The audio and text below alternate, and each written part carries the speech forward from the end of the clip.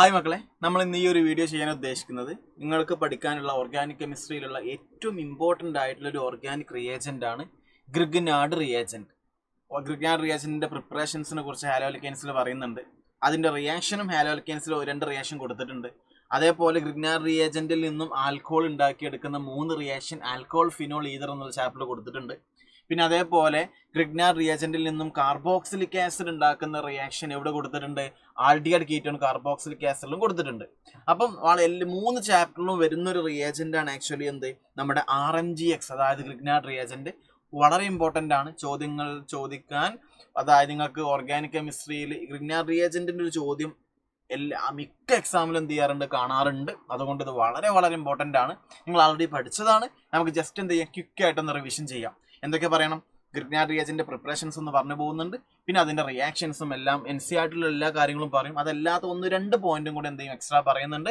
അപ്പോൾ ഈ വീഡിയോ ഒരു 10 മിനിറ്റേ ഉണ്ടാവുള്ളൂ. നിങ്ങൾ എന്തായാലും പോയിട്ട് കണ്ടിട്ട് ഈ ഓർത്തെടുക്കുക. പഠിച്ച കാര്യം ഓർമ്മ ഉണ്ടെന്ന് ചെക്ക് ചെയ്യുക. ഓക്കെ, നമുക്ക് ജസ്റ്റ് ഒന്ന് പറഞ്ഞു പോകാം. ഫസ്റ്റ് പറയാനുള്ളത് പ്രിപ്പറേഷൻ ഓഫ് ഗ്രിഗ്നാർഡ് റിയേജൻറ്റ്. എങ്ങനെ ഗ്രിഗ്നാർഡ് റിയേജൻറ്റ് ഉണ്ടാക്കാം? എളുപ്പമാണ്. അതായത് ഒരു ഹാലോ ആൽക്കെയ്ൻസിലോട്ട് RXലോട്ട് നിങ്ങൾ ആഡ് ചെയ്യുക? മഗ്നീഷ്യം ആഡ് ചെയ്താൽ മതി. ആരുടെ പ്രസൻസിൽ? ഡ്രൈ ഈതറിന്റെ പ്രസൻസിൽ. അവിടെ വാട്ടർ ഉണ്ടാവാൻ പാടില്ല കേട്ടോ. വാട്ടർ ഉണ്ടെങ്കിലുള്ള പ്രശ്നം ഞാൻ പറയാം, ലാസ്റ്റിലോട്ട് എത്തുമ്പോൾ ഞാൻ പറയാം. വാട്ടർ ഉണ്ടാവാൻ ഒരിക്കലും പാടില്ല, ഡ്രൈ ഈതർ ആണ് വേണ്ടത്. അപ്പോൾ RXും മഗ്നീഷ്യവും റിയാക്ട് ചെയ്ത് കിട്ടും? RMGX കിട്ടും. അപ്പോൾ RMGXനെ കുറിച്ച് നമുക്കൊന്ന് പഠിക്കാം. RMGX എന്ന് പറയുമ്പോൾ നിങ്ങൾക്ക് അറിയാം മഗ്നീഷ്യത്തിന്റെ ചാർജ് എന്താ മക്കളെ? 2+ അല്ലേ? ഹാലജന്റെ ചാർജ് എന്താടാ? -1 അല്ലേ? അപ്പൊ 2+ഉം -1ഉം കൂട്ടിയാ +1 അല്ലേ കിട്ടുക? അപ്പൊ MgX +1 ആ. എടാ, MgX +1 ആണെങ്കിൽ R എന്താ? -1 അല്ലേ? അപ്പൊ നിങ്ങൾ ആദ്യം മനസ്സിലാക്കുക, ഗ്രിഗ്നാർഡ് റിയേജന്റ് എന്ന് കേൾക്കുമ്പോൾ RMGX എന്ന് കേൾക്കുമ്പോൾ നിങ്ങൾ മനസ്സിലോട്ട് എന്താ വരണ്ടേ? R- ഉം MgX +ഉം. അത് മനസ്സിലോട്ട് വരണം. R- MgX +ഉം. അതായത് R- എന്തായിട്ട് ആക്ട് ചെയ്യും? ന്യൂക്ലിയോഫൈലായിട്ട് ആക്ട് ചെയ്യും. അപ്പൊ RMGXലുള്ള R ഉണ്ടല്ലോ, അയാൾ ന്യൂക്ലിയോഫൈലായിട്ട് ആക്ട് ചെയ്യുമെന്ന് പഠിച്ചു വെക്കുക. ക്ലിയർ ആണല്ലോ? ക്ലിയർ ആണെന്ന് വിചാരിക്കുന്നു. നമുക്ക് ഇതിന്റെ റിയാക്ഷൻസിലോട്ട് കിടക്കാം. നിങ്ങൾക്ക് ഇത് 3 റിയാക്ഷൻസും ആൽക്കഹോൾ ഫിനോൾ ഈതർ എന്നൊരു ചാപ്റ്റർ കൊടുത്തിട്ടുണ്ട്.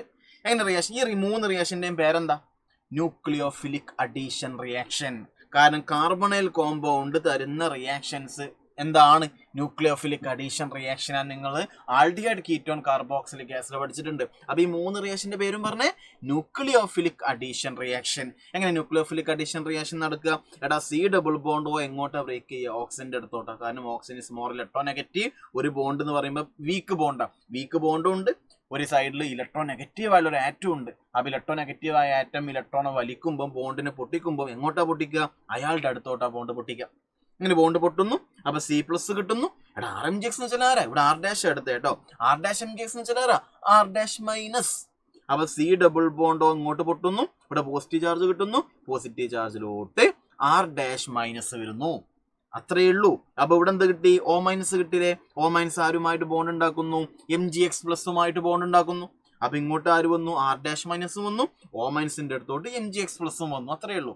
CO ബോണ്ട് പൊട്ടുക, C+ലോട്ട് R- വരിക, O- MgX + വരിക. അത്ര പഠിച്ചാൽ മതി. ഏത് ക്വസ്റ്റ്യൻ വന്നാലും എന്ത് ചെയ്യാൻ പറ്റും? ചെയ്തെടുക്കാൻ പറ്റും. അതിന് ശേഷമാണ് ആഡ് ചെയ്യുന്നത്? വാട്ടറിനെ ആഡ് ചെയ്യുന്നത്. അപ്പൊ അതിനുശേഷം വാട്ടറിനെ ആഡ് ചെയ്യുമ്പോൾ വാട്ടറിന്റെ ഉള്ളിൽ H+ ഉണ്ടല്ലോ. ആ H+ എന്താ ചെയ്യുക? എടാ, RMGX എന്ന് വെച്ചാൽ R- MgX +. അപ്പൊ ആ MgX +നെ H+ എന്ത് ചെയ്യും? റീപ്ലേസ് ചെയ്യും. അപ്പൊ എന്ത് കിട്ടും? R-CH2O MgX +നെ മാറ്റിയിട്ട് H+ വന്നു. ആര് കിട്ടി? പ്രൈമറി ആൽക്കഹോൾ കിട്ടി. ഇതേപോലെ തന്നെ ബാക്കിയെല്ലാം, ഒന്നും പറയാനില്ല. ഓക്കെ, ഞാനിവിടെ 2 സ്റ്റെപ്പും ഒറ്റ ഇതിലൂടെ ചെയ്യുന്നുണ്ട്. അത്രേ മാറ്റുള്ളൂ കേട്ടോ. ബോണ്ട് പൊട്ടുന്നു. O-ലോട്ട് MgX + വരുന്നു. C+ലോട്ട് R- വരുന്നു. OMgXലുള്ള MgX +നെ H2ലുള്ള H+ റീപ്ലേസ് ചെയ്യുന്നു. സെക്കൻഡ് ആൽക്കഹോൾ കിട്ടി. വീണ്ടും ഇനിയിപ്പോ കീറ്റോൺ എടുക്കുമ്പോൾ C+O പൊട്ടുന്നു. C+ലോട്ട് R- വരുന്നു. O- MgX +ഉമായിട്ട് ബോണ്ട് ഉണ്ടാക്കുന്നു. അടുത്ത സ്റ്റെപ്പിൽ വാട്ടർ ആഡ് ചെയ്യുമ്പോൾ MgX +നെ H2ലുള്ള H+ എന്ത് ചെയ്യുന്നു? റീപ്ലേസ് ചെയ്യുന്നു. അപ്പം ഒരു കാർബണുള്ള ആൽഡിഹൈഡ്, അതായത് ഫോർമാൽഡിഹൈഡ് ആണെങ്കിൽ പ്രൈമറി ആൽക്കഹോൾ കിട്ടും. ഒരു കാർബണേക്കാളും കൂടുതൽ കാർബണുള്ള ആൽഡിഹൈഡ് ആണെങ്കിൽ സെക്കൻഡറി ആൽക്കഹോളേ കിട്ടുള്ളൂ. കീറ്റോൺ ആണെങ്കിൽ എന്താ കിട്ടുക? ടെർഷ്യറി ആൽക്കഹോളാ കിട്ടുക. ഈ 3 വളരെ വളരെ ഇമ്പോർട്ടൻ്റ് ആണ്.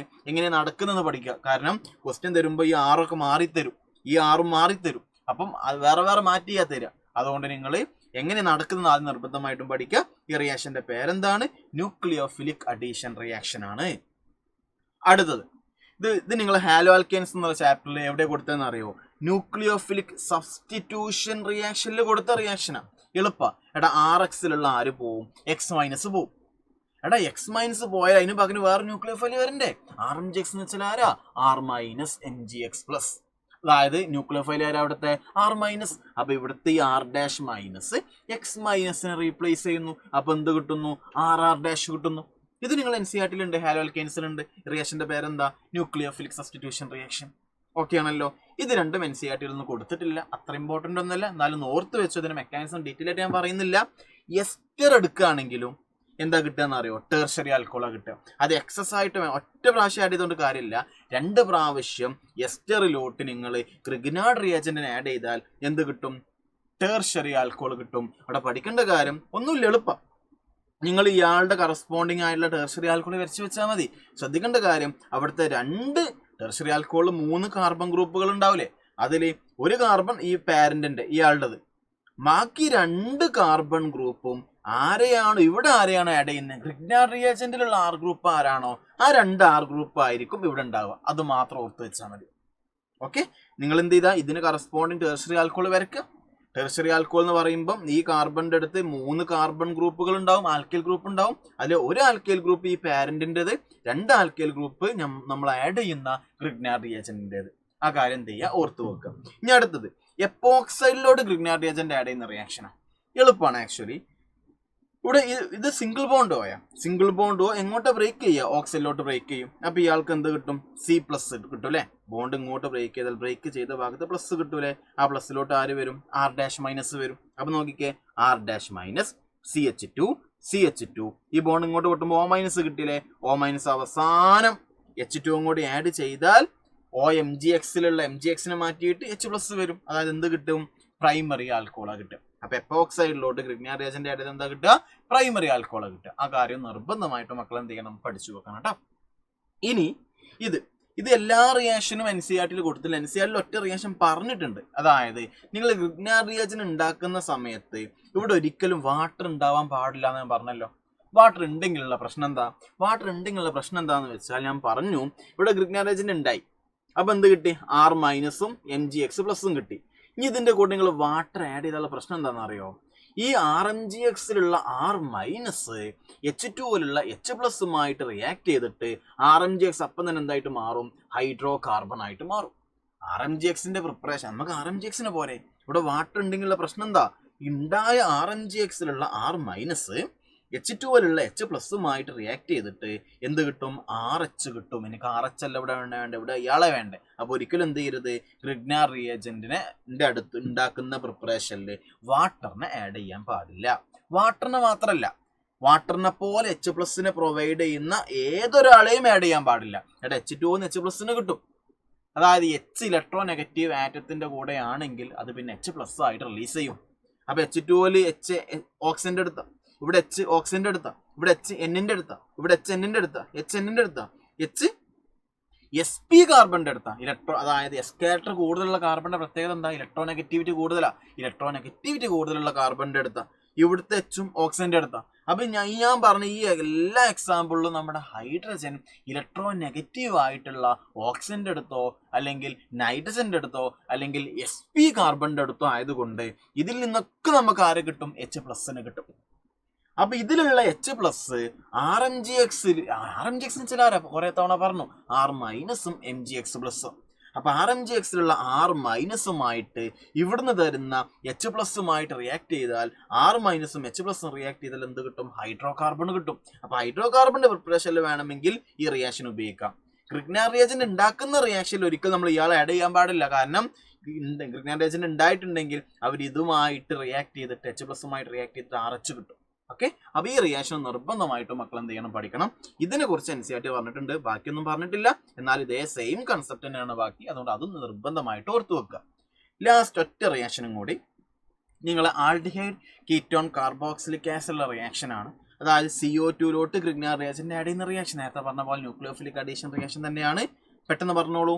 C ഡബിൾ ബോണ്ടോ പൊട്ടുന്നു, അപ്പൊ C+ കിട്ടുന്നു. C+ലോട്ട് ആര് വരും? R- വരും. ബോണ്ട് ഇങ്ങോട്ട് വിട്ടേ O- അല്ലേ? O- ആരുമായിട്ട് ബോണ്ട് ഉണ്ടാക്കും?